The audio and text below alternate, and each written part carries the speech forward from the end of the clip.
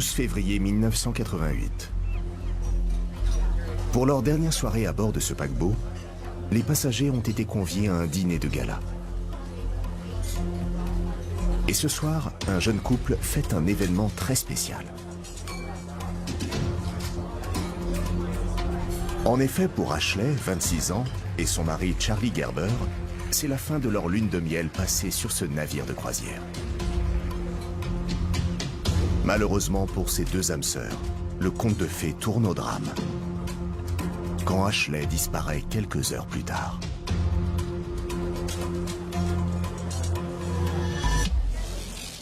Que lui est-il arrivé? S'agit-il d'un accident? D'un complot fomenté par des agents secrets présents à bord?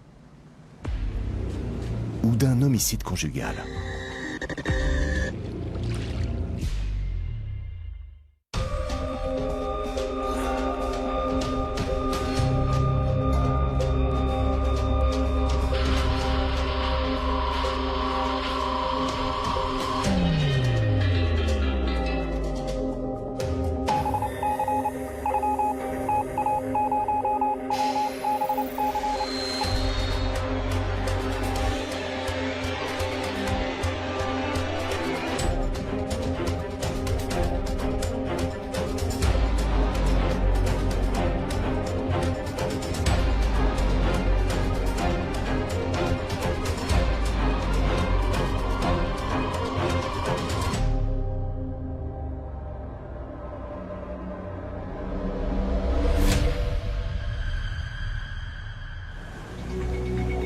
Une semaine plus tôt, le navire lève l'ancre en Californie.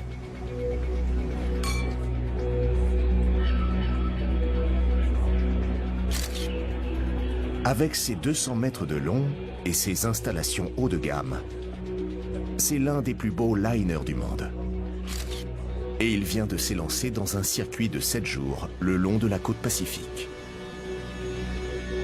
Pour Ashley Gerber, la jeune mariée, cette croisière paradisiaque sera le dernier voyage de sa vie.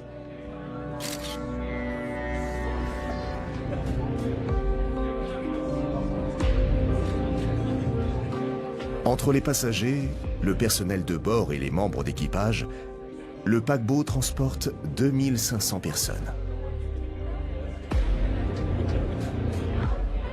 Et un tueur se cache peut-être parmi elles.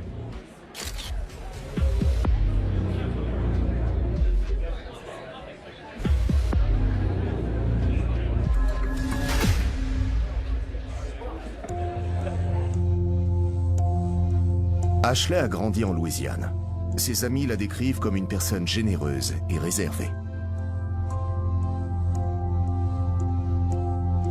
Si elle n'est pas du genre à attirer l'attention et malgré son 1m60, elle sait sculpter une silhouette athlétique grâce à des années de danse moderne, de ballet et de fitness.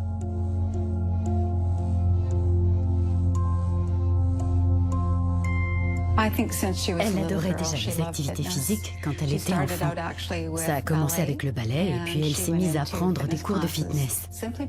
Elle était très timide au début, mais ça lui a permis de prendre confiance en elle.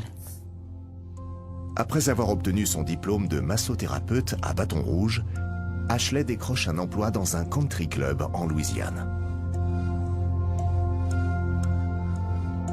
C'est là qu'en 1987, elle rencontre Charlie Gerber. Originaire de Boston, cet homme de 38 ans est venu soigner une blessure contractée après une chute dans les escaliers.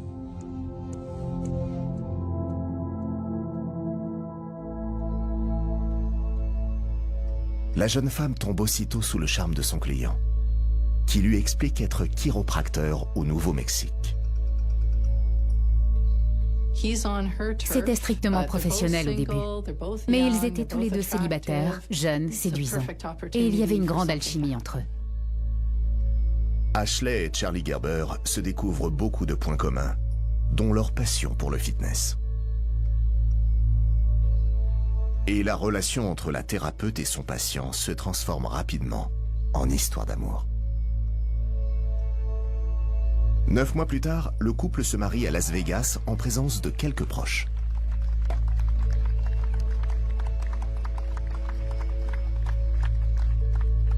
Ashley était encore jeune quand elle a décidé de l'épouser. On aurait préféré qu'elle attende un peu avant de se marier, mais elle était folle de lui. Et on a bien compris qu'on ne pourrait pas la faire changer d'avis. 2 jours plus tard, Ashley et Charlie Gerber embarquent sur un navire de croisière pour y passer leur lune de miel.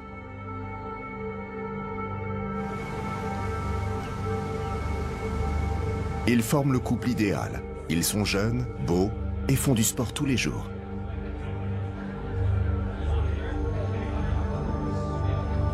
Sous le regard admiratif des autres passagers.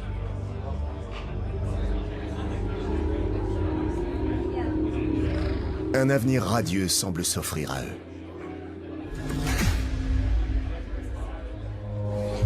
Mais lors du dîner de gala du 12 février, des convives assistent à une scène inhabituelle entre eux.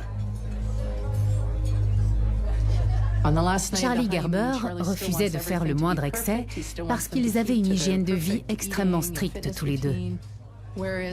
Mais Ashley avait envie de profiter de la dernière soirée de leur voyage de noces. Il reproche notamment à son épouse d'avoir commandé un 2e dessert. C'est là qu'ils ont commencé à se disputer. Charlie Gerber s'emporte et son comportement ne passe pas inaperçu dans le restaurant. Ashley finit même par quitter la table, les larmes aux yeux.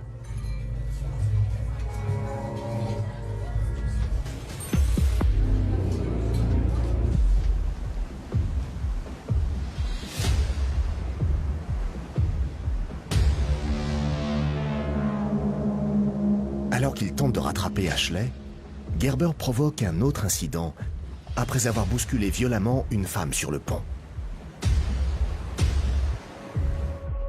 Mais lorsqu'il retrouve son épouse dans leur cabine, les tensions se dissipent rapidement. Au début, les couples sont très fusionnels. Mais ensuite, quand les personnalités commencent à s'affirmer, des tensions peuvent apparaître.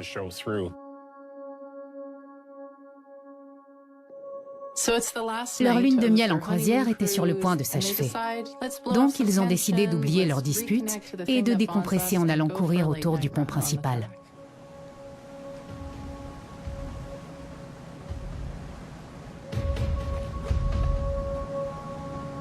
À bout de souffle, Charlie Gerber décide de s'arrêter après quelques tours. Ashley, elle, préfère continuer.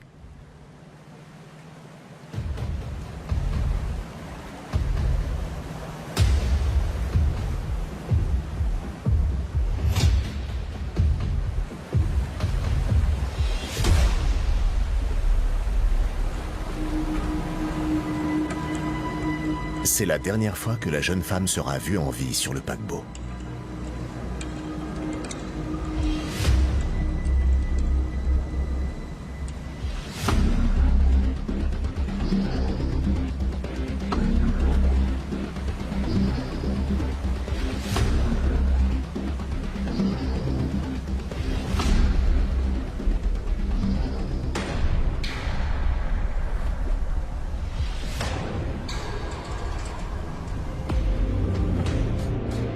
Quelques heures plus tard, le jeune marié fait irruption dans les quartiers du capitaine en hurlant que son épouse est passée par-dessus bord.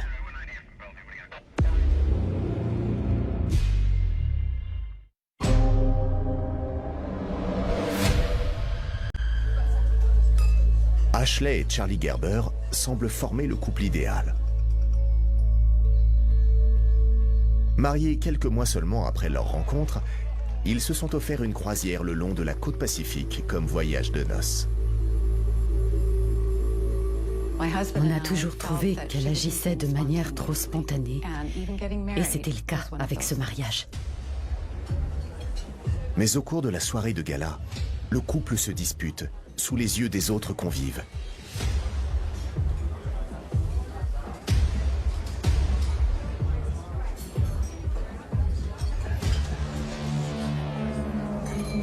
Et après être allé courir sur le pont pour se changer les idées, Ashley disparaît. Un meurtrier se trouverait-il à bord? Le 13 février 1988, à 3 heures du matin, Charlie Gerber, paniqué, prévient le capitaine du navire que son épouse est passée par-dessus bord.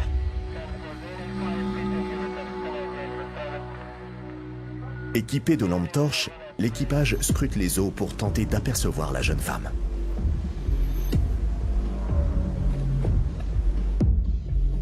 Charlie Gerber porte toujours sa tenue de sport et il est essoufflé. Le capitaine remarque aussi des griffures sur son visage. Quand on enquête sur un homicide potentiel et que l'une des personnes impliquées a des coupures ou des égratignures sur le visage, ça peut indiquer qu'il y a eu une altercation physique et que la victime a tenté de se défendre. Mais avant même que le capitaine n'ait le temps de lui demander des détails sur ce tragique accident, Charlie Gerber s'empresse d'aller dans les toilettes. Il se met alors à se laver le visage, avant de se rendre compte qu'il est observé. Dans une telle situation, c'est très étrange de prendre d'abord le temps de soigner ses égratignures. Il y a plus urgent. Ensuite, Charlie Gerber raconte comment Ashley serait tombé à l'eau. Il explique qu'ils sont sortis courir le long de la piste de running du pont principal.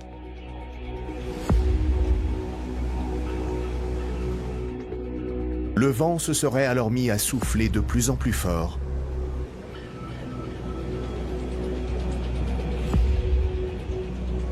Au point d'avoir déséquilibré Ashley, qui aurait basculé par-dessus du bastingage. Et malgré tous ses efforts pour s'y accrocher, elle aurait fini par lâcher prise.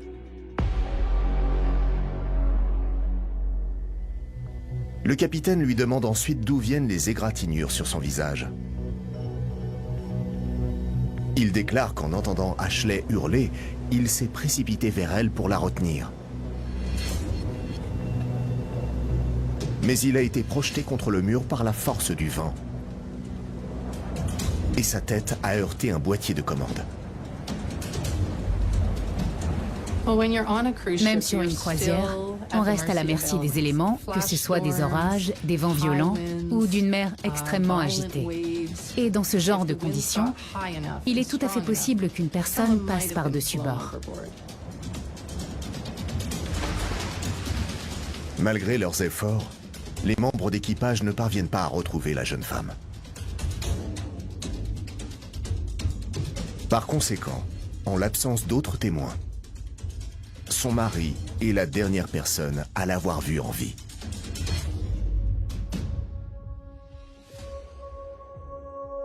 Même si rien n'indique qu'il s'agit d'un acte criminel, le capitaine trouve la version de Charlie Gerber peu crédible. Il y avait des incohérences dans son récit. Le vent n'avait pas dépassé les 9 km/h cette nuit-là, ce qui est insuffisant pour déséquilibrer quelqu'un. Et la mer n'était pas particulièrement agitée au moment des faits. Donc la version de Charlie Gerber avait de quoi éveiller les soupçons. Le seul témoin de la scène chercherait-il à dissimuler la vérité? Selon les données météorologiques, le vent soufflait à un peu plus de 8 km/h ce soir-là. C'est juste assez pour vous décoiffer. Est-il possible qu'Ashley ait été tuée par un autre individu que son mari chercherait à couvrir?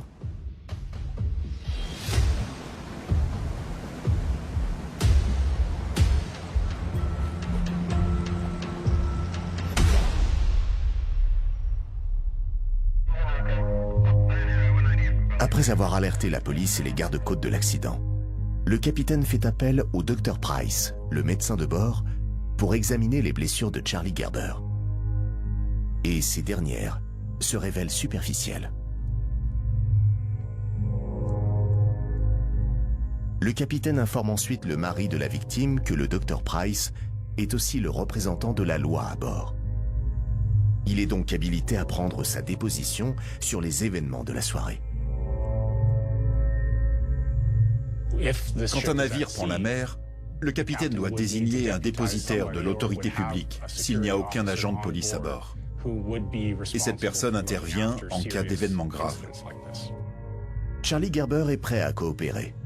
Il accepte que le médecin enregistre leur conversation et semble faire de son mieux pour lui donner des réponses précises. La chronologie des faits doit toujours être établie au plus vite, surtout dans le cas d'un homicide potentiel. Les événements ayant précédé l'accident doivent être consignés, puis décrits en détail. Qui est impliqué, qui était présent, où cela s'est-il produit? Et pareil pour ce qui s'est passé juste après les faits.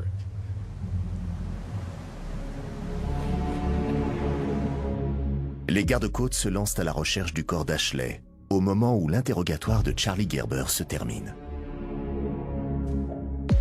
Le Dr Price doit maintenant tenter de déterminer si la chute de la victime était un accident tragique ou un homicide. Son enquête va connaître des rebondissements qui ne feront que renforcer ses craintes. Un meurtrier se trouve peut-être à bord.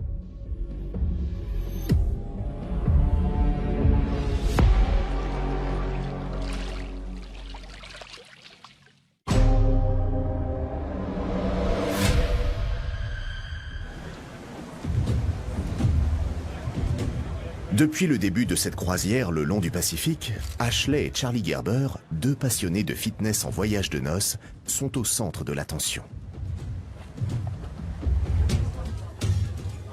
Mais lors du dîner de gala, des passagers assistent à une dispute entre les jeunes mariés. Et la situation tourne au drame quand Ashley tombe à la mer au cours d'un jogging nocturne.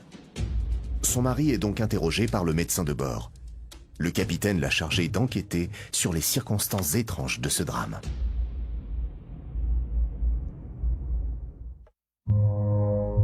Charlie Gerber se montre coopératif et s'efforce de répondre à toutes les questions du Dr Price. Il accepte également de laisser la porte de la cabine ouverte et que la conversation soit enregistrée. Il raconte alors sa version du drame qui vient de se produire. Il répète ce qu'il a dit au capitaine, il faisait un jogging avec Ashley et après l'avoir laissée seule, elle serait passée par-dessus bord à cause d'une bourrasque violente. Mais les relevés météorologiques de la soirée indiquent que le vent n'a pas dépassé 8,3 km/h. Une vitesse insuffisante pour déséquilibrer un adulte d'1,60 m et encore moins une personne aussi sportive que la victime. Si le médecin a du mal à croire ce récit, rien ne prouve que Charlie Gerber a tué sa femme. Mais le suspect est tout de même installé dans une cabine et surveillé par un membre d'équipage pour toute la durée des investigations.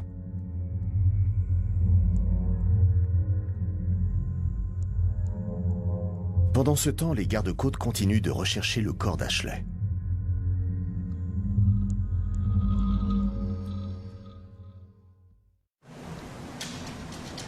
Alors que le paquebot poursuit sa route, un passager se présente dans les quartiers du capitaine après avoir découvert un indice potentiellement important. Cet agent de police en repos a trouvé une boucle d'oreille pouvant appartenir à Ashley. Elle était plantée dans la piste de running du pont principal, près de l'endroit où elle est passée par-dessus bord. Et il a aussi ramassé des mèches de cheveux de la même couleur que ceux de la victime.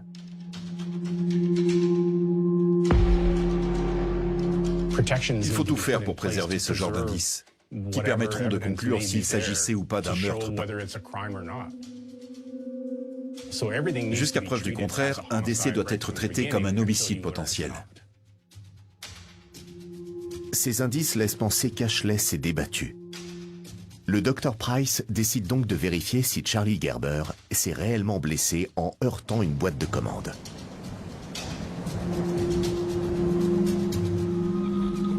Aucune trace de sang n'est visible sur le boîtier, qui ne porte pas non plus de marque d'un choc.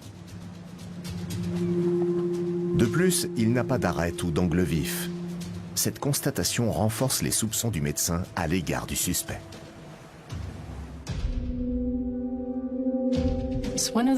C'était une enquête très difficile, parce qu'il n'y avait pas d'autres témoins. Le drame s'était produit à 3 heures du matin, quand tout le monde dormait. Donc, personne n'était en mesure de corroborer ou de contredire les déclarations du mari d'Ashley.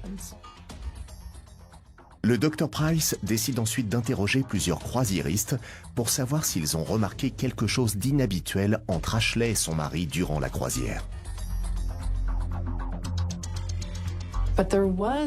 Certains convives présents au dîner de gala avaient été témoins de leur dispute.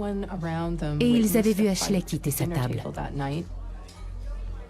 Ça voulait dire qu'elle avait eu un désaccord avec son mari le soir de sa mort. Et plusieurs personnes avaient assisté à la scène. Mais il y avait eu aussi l'altercation entre Charlie Gerber et la femme qui l'avait bousculé en allant retrouver Ashley. Ces 2 incidents laissaient penser qu'il pouvait être furieux au moment où Ashley est tombée à l'eau.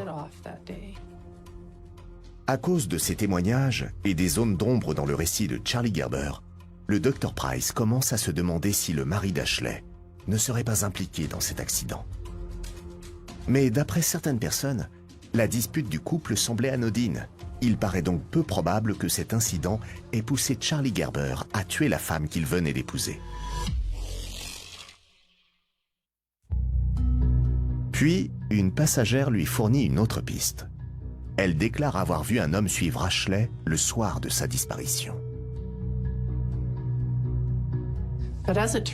Charlie Gerber n'était pas le seul à avoir eu un comportement étrange ce soir-là. Une femme nommée Rachel a expliqué avoir été abordée par un homme dès le premier jour de la croisière. Et son attitude l'avait mise mal à l'aise. L'inconnu aurait insisté pour lui offrir un verre, l'obligeant à refuser plusieurs fois. Après avoir réussi à se débarrasser de lui, elle l'a vu agir de la même façon avec Ashley. Et il était facilement reconnaissable, parce qu'il avait le visage écarlate à cause d'un coup de soleil. Elle a même fini par avoir l'impression que cet homme suivait Ashley partout où elle allait sur le paquebot. Il avait une attitude très bizarre, et Rachel était soulagée de l'avoir repoussé. Elle ne connaît pas son nom de famille, mais explique que cet individu serait facilement identifiable grâce à son coup de soleil. Après avoir remercié Rachel pour ses informations, le médecin ajoute ce passager à la liste des suspects. Il sait maintenant que 2 hommes ont vu Ashley après son départ précipité du restaurant. Mais n'ayant toujours trouvé aucun témoin de sa chute, le Dr Price ne peut s'empêcher de se demander s'il s'agissait d'un accident ou d'un meurtre.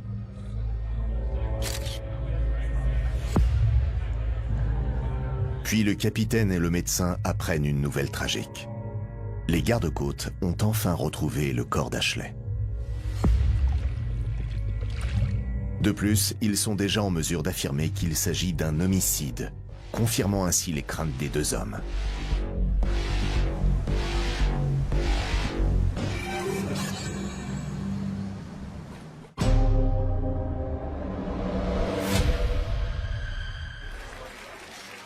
Ashley et Charlie Gerber passent leur lune de miel à bord d'un navire de croisière dans le Pacifique.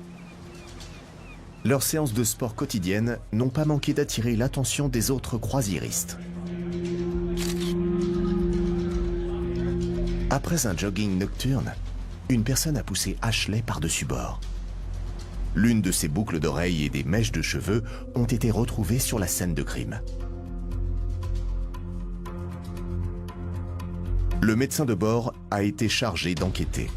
Son mari soutient que sa femme a été déséquilibrée par une bourrasque violente, alors qu'elle se tenait près du bastingage. Pourtant, le capitaine du paquebot est catégorique. Les vents enregistrés ce soir-là n'étaient pas assez puissants pour faire basculer une adulte par-dessus bord. Une passagère déclare aussi avoir vu un homme au visage rougi par le soleil suivre Ashley peu de temps avant sa disparition.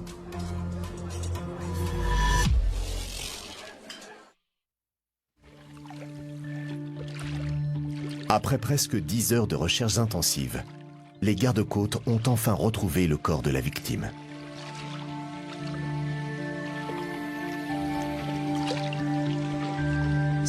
L'océan est immense, mais grâce à ses vêtements qui ont maintenu des poches d'air, son corps a continué de flotter. Et c'est ce qui a permis de la retrouver. Pour les autorités, il est incontestable qu'Ashley était inconsciente ou déjà morte en tombant à l'eau. Et en examinant le corps, le médecin légiste découvre également plusieurs blessures apparues avant qu'elle passe par-dessus bord. C'est terrible d'apprendre que sa fille a disparu. Et c'est encore pire quand son corps est retrouvé. Le front de la victime présente un hématome provoqué par un coup de poing ou un choc avec un objet contondant.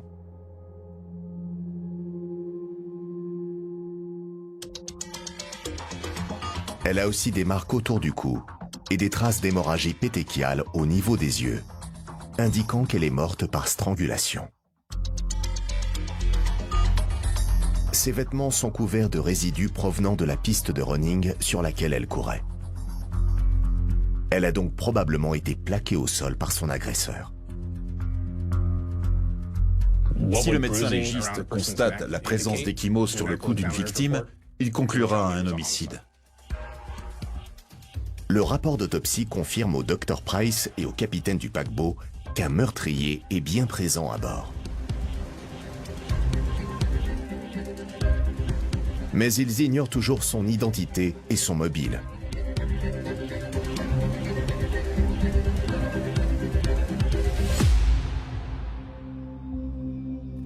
J'ai toujours du mal à accepter qu'elle ne fasse plus partie de notre vie. Charlie Gerber était toujours enfermé dans une cabine quand la nouvelle est tombée. Donc, il ne savait pas que les autorités avaient confirmé qu'il s'agissait d'un homicide et qu'il était devenu le suspect principal dans cette affaire. Il ne reste que quelques heures avant que le paquebot atteigne sa destination finale et que la police prenne le relais. Le Dr Price décide donc d'interroger le deuxième suspect, Eric Harding, qui suivait Ashley le soir de sa disparition. Celui-ci explique au médecin qu'il a accompagné son frère sur cette croisière dans l'espoir de rencontrer une femme célibataire. Cependant, il nie catégoriquement avoir suivi Ashley le soir de sa mort. Mais lorsque le Dr Price lui annonce que la jeune femme a été assassinée et que des soupçons pèsent sur lui, il reconnaît aussitôt l'avoir épiée. Eric Harding a vite compris qu'il valait mieux se retrouver dans l'embarras face au médecin qu'être arrêté par la police. Donc, il a admis avoir trouvé Ashley très séduisante et il a reconnu qu'il n'aurait pas dû la suivre partout pendant la croisière. Mais il a aussi affirmé qu'il avait un alibi pour le soir du meurtre. Quand la jeune femme quitte le restaurant en larmes, Eric Harding l'approche une fois de plus, mais elle rejette ses avances. Il a avoué qu'Ashley s'était énervée contre lui à ce moment-là, en lui disant qu'elle en avait assez de le trouver toujours sur son chemin. Et cette fois, il a compris qu'il devait la laisser tranquille, donc il est parti.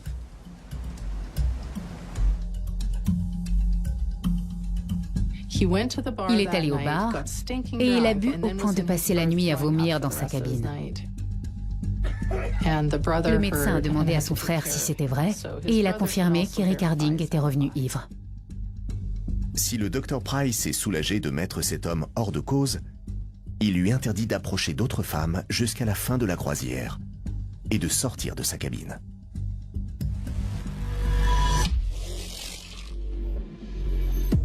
Il ne reste qu'un nom sur la liste des suspects.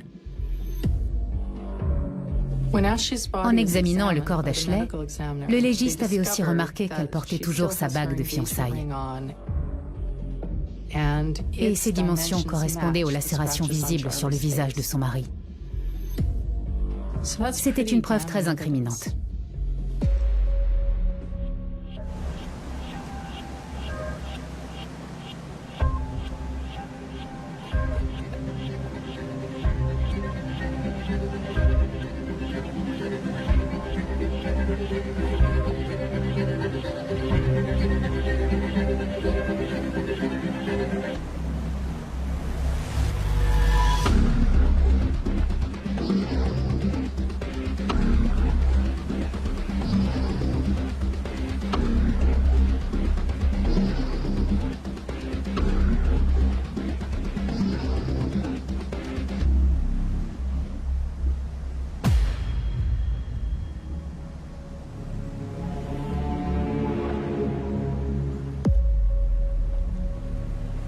Pour le docteur Price, c'est la preuve que Charlie Gerber a bel et bien assassiné son épouse.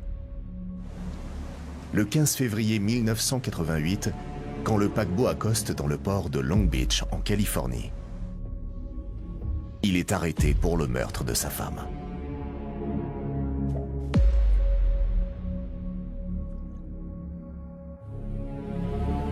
Il restera en prison jusqu'à son procès. Ça paraissait difficile qu'il échappe à une condamnation à perpétuité. Mais 3 jours plus tard, il a eu comme une révélation. Charlie Gerber exige de parler à son avocat. Il déclare avoir été victime d'un complot et même connaître l'identité des coupables.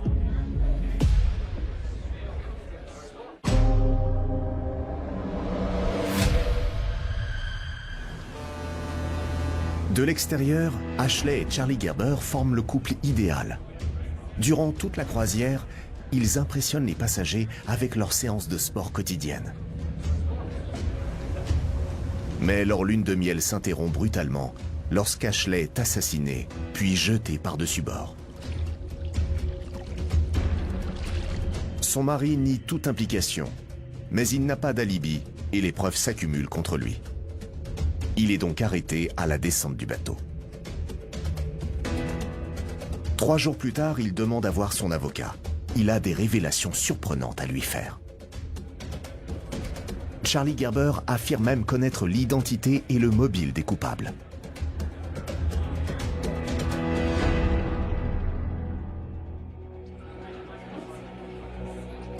Il y avait 2 passagers ukrainiens à bord de la croisière qu'il trouvait très suspects. Il était persuadé qu'ils étaient responsables de la mort d'Ashley. Charlie Gerber affirme à son avocat que ce meurtre est lié à un complot politique qui aurait commencé 10 ans plus tôt.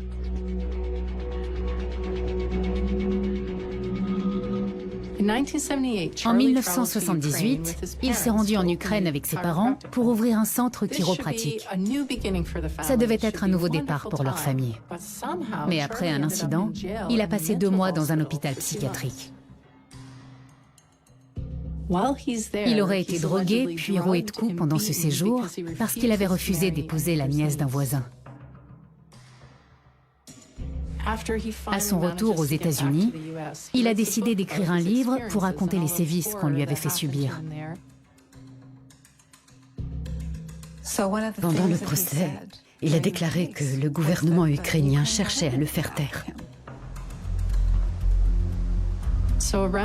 Après la sortie de son livre, la police a contacté ses parents pour les avertir que leur fils avait failli se faire enlever devant un centre commercial.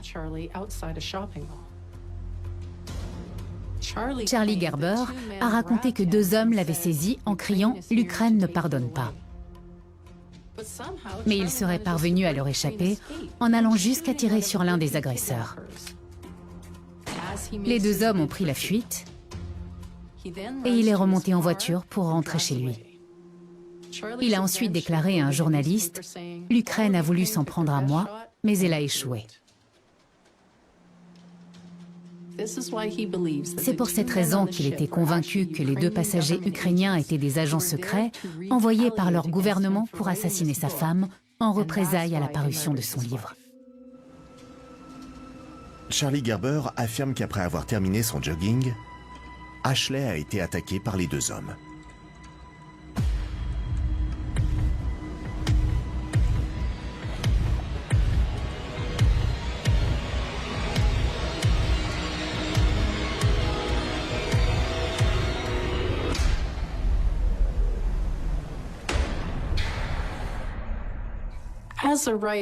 En tant qu'auteur de fiction, ça me paraît très difficile de croire à ce récit tiré par les cheveux.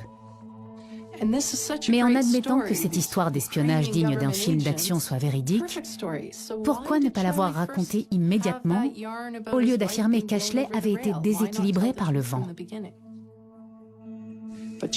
Bien évidemment, Charlie Gerber avait une explication à donner. Il avait été drogué. Donc, il avait cru voir sa femme basculer seule par-dessus le bastingage du paquebot.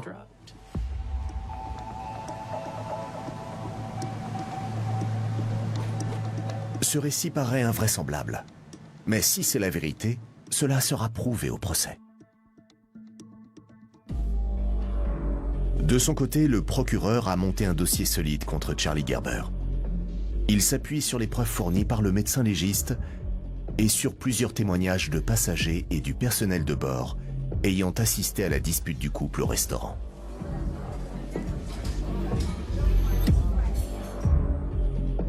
À son procès, le mari d'Ashley continue de clamer son innocence. Sa défense consiste à dire qu'il a été piégé par des agents secrets. Mais le procureur prend son avocat de cour en appelant l'un des passagers ukrainiens à la barre. Il n'y avait que 2 citoyens de cette nationalité sur l'ensemble des personnes présentes à bord. Et l'un d'eux a accepté de témoigner. Il n'avait rien à voir avec les services secrets. C'était un photographe professionnel qui passait ses vacances avec des amis sur ce paquebot. Ces déclarations ont été corroborées par d'autres passagers qui ont affirmé qu'ils prenaient des photos à l'occasion du mariage d'un proche. En guise de conclusion, le procureur donne sa version des événements qui se sont déroulés le soir où Ashley a été assassinée. Après leur dispute durant le dîner de gala, le couple tente de se réconcilier. Mais pendant leur jogging nocturne, Charlie Gerber laisse sa colère prendre le dessus.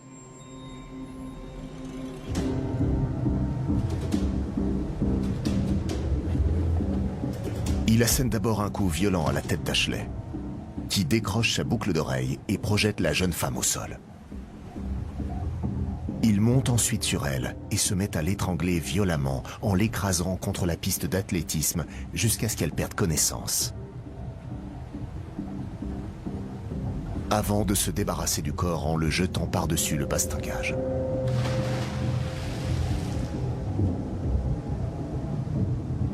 Ashley décède alors des suites d'une noyade due à l'étranglement qu'elle a subi, comme l'indique le rapport du médecin légiste.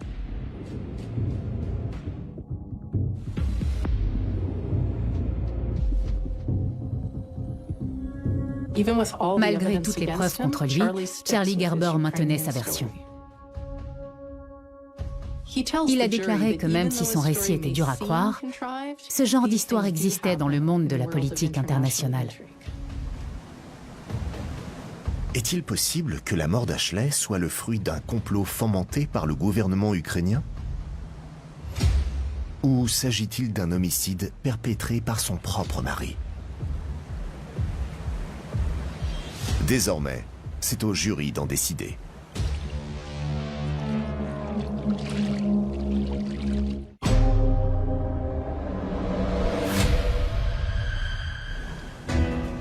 Charlie Gerber fait face à la justice après le décès d'Ashley, son épouse. Il est accusé de l'avoir assassinée durant leur croisière pour leur lune de miel, comme le laisse entendre le rapport du médecin légiste et les témoignages de plusieurs passagers. De son côté, il affirme être victime d'une conspiration. Des agents secrets envoyés par le gouvernement ukrainien auraient tué sa femme, en représailles à la publication d'un livre qu'il a écrit sur leur pays quelques années plus tôt.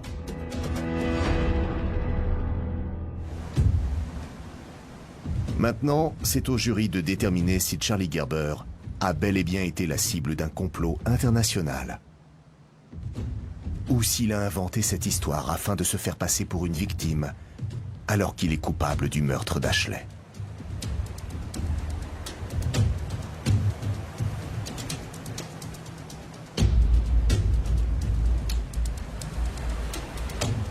Le problème avec son récit, c'est qu'il comportait beaucoup de zones d'ombre et d'incohérences.